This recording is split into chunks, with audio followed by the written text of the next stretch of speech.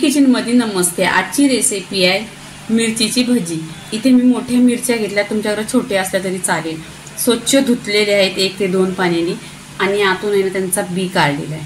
असा बी काढून घ्यायचा कारण तिखट कमी लागते। आता इथे लागणारी सामग्री इथे पीठ घेतलेला आहे, बेसनचा पीठ आहे 1 वाटी आहे, अर्धी चमचा तिखट लाल, अर्धी चमचा हळदी पावडर आणि इथे आहे ना जिरा आहे भाजलेलं आणि त्याची पावडर, जिऱ्याची पावडर आहे, मीठ चवीनुसार आणि जिरा अर्धी चमचा आणि ओवा 1 चमचा। नेहमी तुम्हाला बेसनचं काहीतरी बनवायचं असेल तेव्हा ओवा जास्त घ्यायचा। आता इथे आहे ना मिक्स करून घ्यायचं। बेसन मिक्स करायच्या पहिले आहे ना या मिरचीला आहे ना आतून मीठ लावायचं, कारण मग तिखट कमी होतो। त्या पूर्णपणे असं लावून घ्यायचं म्हणजे तिखटपणा कमी होतो। जेव्हा पण तुम्हाला मिरचीची भजी बनवायची आहे तेव्हा आतून आहे ना मीठ लावून घ्यायचं। इथे मिरचीला आतून मीठ लावून पूर्णपणे असं झालेलं आहे। सगळ्या मिरच्यांना मीठ यातून लावलेलं आहे म्हणजे तिखटपणा आहे ना कमी येतो।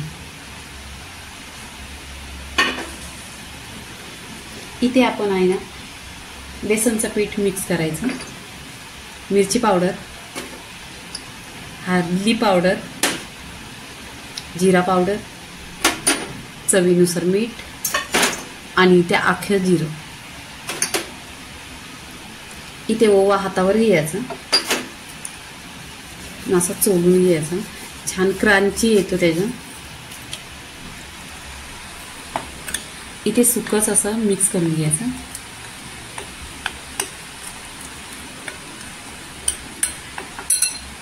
इथे पाणी घ्यायचं, जास्त पाणी टाकायचं नाही, लागेल तसं कमी पाणी टाकायचं।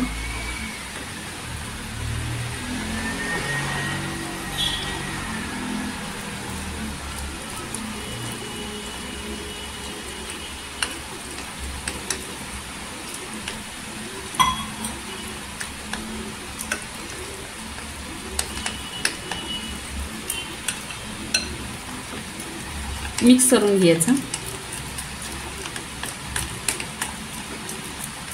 हा बॅटर आहे ना जाडच ठेवायचा, जास्त पातळ नाही करायचा आहे।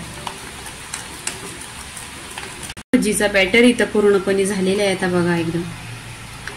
आता काय करायचं, इथं आहे ना खायचा सोडा टाकायचा 1 चिमूटभर, त्याच्यावरच अर्धा लिंबू पिळून घ्यायचा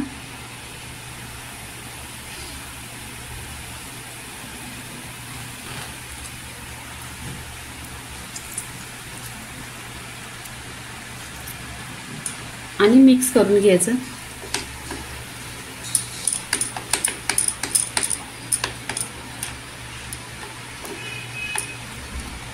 ह्या खायच्या सोऱ्याने आणि लिंबूनी आहे ना बॅटरला बघा एकदम कलर सुरेख येतो आणि बॅटर पण एकदम ढिला होतो आणि मिरची जास्त तेल पण पियत नाही मिरचीची भजी।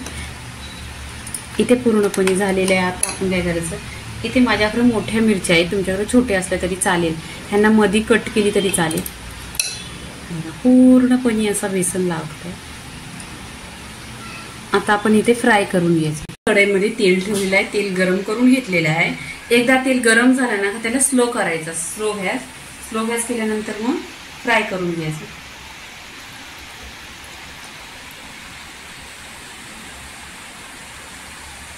तुम्हाला कढईमध्ये 1 मिरची ठेवायची आहे, 2 ठेवायची आहे, जशा राहतील तशा ठेवायच्या। इथे कसं या मोठ्या मिरच्या आहेत,